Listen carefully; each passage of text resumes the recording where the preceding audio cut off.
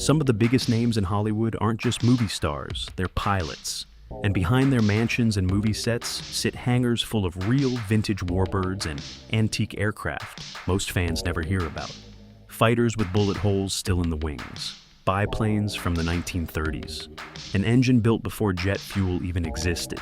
These are Hollywood's secret vintage plane collections. And number one on this list will change how you see one of the most beloved actors in American film history. Let's count them down. 10.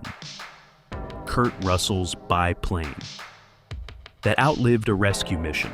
Kurt Russell has owned a small fleet of aircraft over 4 decades, from a Rockwell Commander to a Cessna Conquest. But the one he calls his favorite isn't a business jet at all, it's a Starduster II, an open-cockpit aerobatic biplane, kit-built by amateur constructors starting in the 1960s. The kind of aircraft where the wind hits your face at 120 miles per hour and there's no glass between you and the sky. Russell has also owned a de Havilland DHC-2 Beaver, the same rugged bush plane favored by wilderness pilots across North America, and he's long been connected to Wings of Hope, a humanitarian aviation nonprofit that uses small aircraft to deliver medical supplies to remote communities. A Hollywood leading man's bush plane, reportedly still flying routes it was never designed for, far from any studio backlot.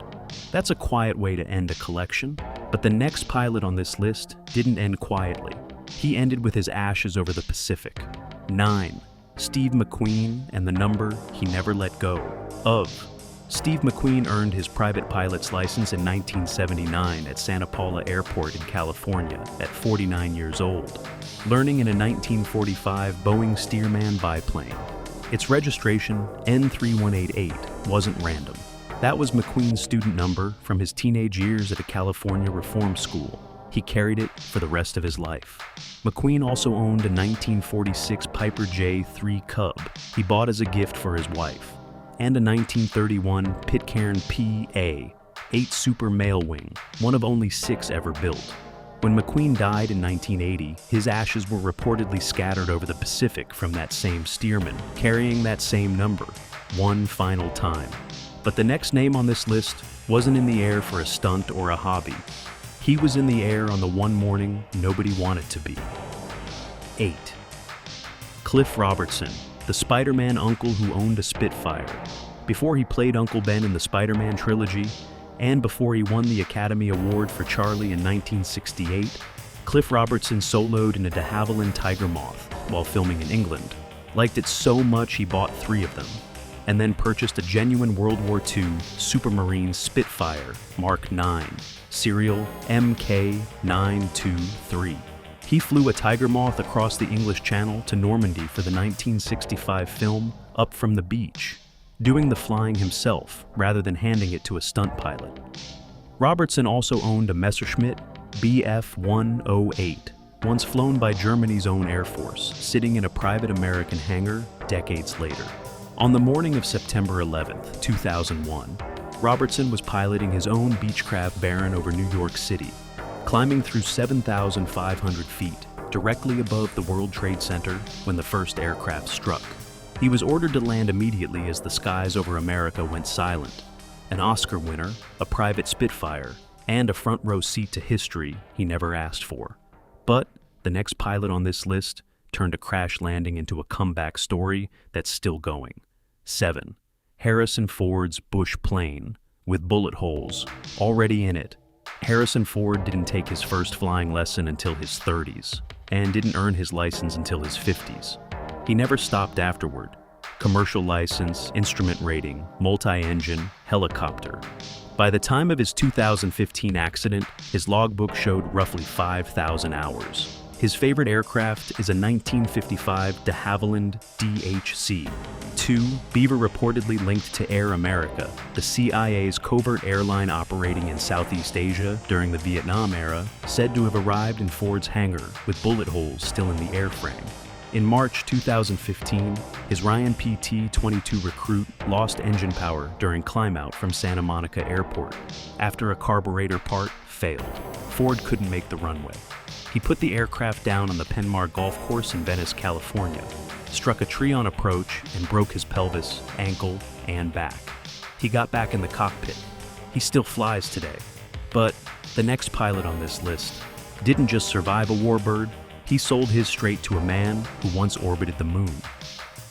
6. Michael Dorn's Korean warfighter and the astronaut who bought it.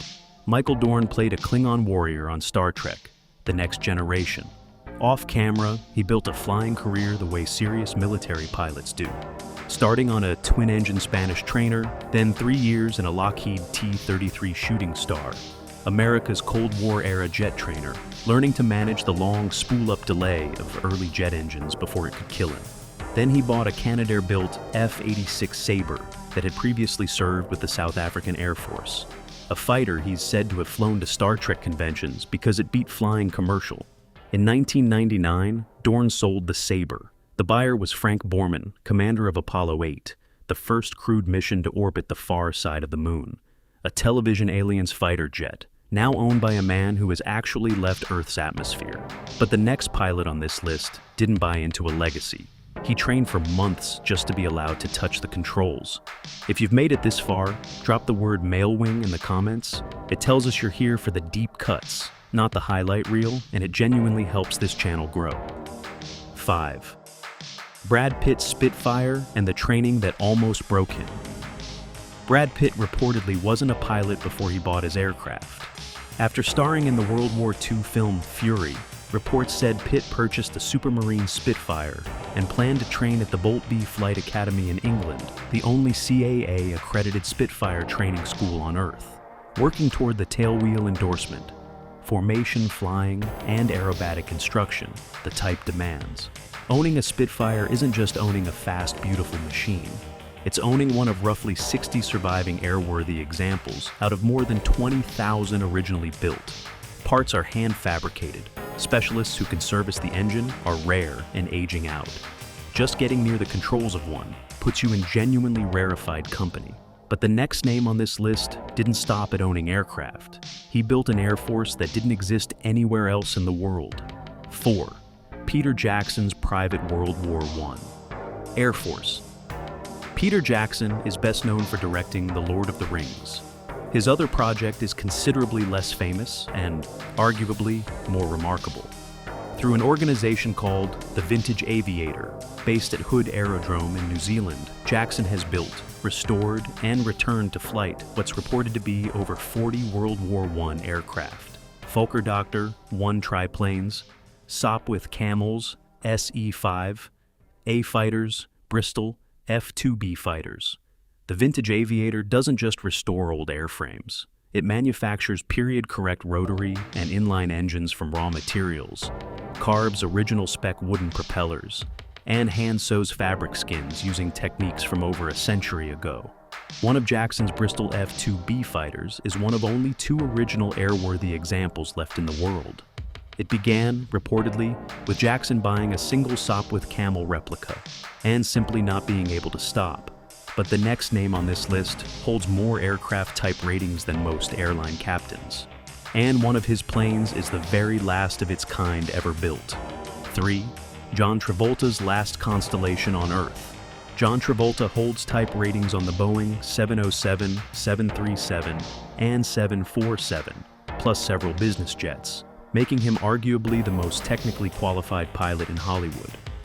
For years, the centerpiece of his personal fleet was a Boeing 707-138B, one of only 13 short-body variants ever built exclusively for Qantas, which Travolta repainted in full Qantas livery and outfitted with luxury seating before donating it to an Australian aviation museum in 2017. He then acquired something even rarer, a Lockheed L-1049H Super Constellation, the very last Constellation ever delivered off the production line, built in 1957 and powered by 4 18-cylinder turbo-compound radial engines, producing over 12,000 horsepower combined. Among the most mechanically complex piston engines ever mass-produced. All 4 engines were successfully run in 2025, though as of 2026, the aircraft is functional but not certified to fly. Travolta has still been using it as the centerpiece of his own directorial debut film. But the next entry involves an aircraft everybody thinks they already know, and almost everybody is wrong about what it actually is. 2. Tom Cruise's Mustang. That isn't the Mustang you think it is. Tom Cruise has flown his own aircraft since 1994, holding private, multi-engine, instrument, and commercial ratings. The plane most associated with him is his North American Mustang. Most reporting calls it a P-51D. It isn't. It's a P-51K and F-6K photo reconnaissance configuration, one of only 164 ever built, and one of just 2 examples still airworthy anywhere in the world. Instead of guns, the F-6K originally carried cameras, flying ahead of bomber formations to photograph targets before and after a raid. In the closing sequence of Top Gun, Maverick, when Maverick and Rooster escape in a vintage fighter, that's not a stunt double and it's not a composite. That's Tom Cruise in his own aircraft, flying the scene himself. But the aircraft on this list isn't even the most surprising thing about our final name. The man himself is 1. Jimmy Stewart. Wasn't collecting warbirds. He was flying them into combat. Everyone on this list bought old aircraft because of what they represent. Jimmy Stewart didn't have to buy anything because he was already there. Before he was the small-town everyman of It's a Wonderful Life, Stewart held a civilian pilot's license from 1935 and owned his own Stinson 105. When the United States entered World War II, he enlisted as a private, was commissioned in 1942, and spent nearly 2 years as a flight instructor before finally talking his way into a combat assignment. In November 1943, he arrived in England as operations officer of the 703rd Bomb Squadron, flying B-24 Liberators over some of the most heavily defended targets in Nazi Germany: Berlin, Bremen, Frankfurt, Schweinfurt. He completed 20 combat missions, was shot at, lost friends, and rose from private to full colonel in under 5 years, eventually commanding a bomb wing. He stayed in the Air Force Reserve for the rest of his life, was promoted to Brigadier General in 1959, making him the highest-ranking actor in American military history, and even flew a bombing mission over Vietnam in 1966 at age 57. For most of his acting career, Jimmy Stewart was a serving general who happened to also make movies. He almost never talked about it. His own children said they grew up knowing only that their father had flown planes in the war and won some medals. Every actor on this list bought a piece of aviation history. Jimmy Stewart was aviation history, and he kept it a secret for most of his life. So, tell us in the comments, which of these 10 aircraft would you want to see in person? And if stories like this are what you're here for, subscribe, because next time we're looking at the celebrities who don't just own these aircraft. They fly them themselves, no co-pilot, no backup, hands on the stick the entire way.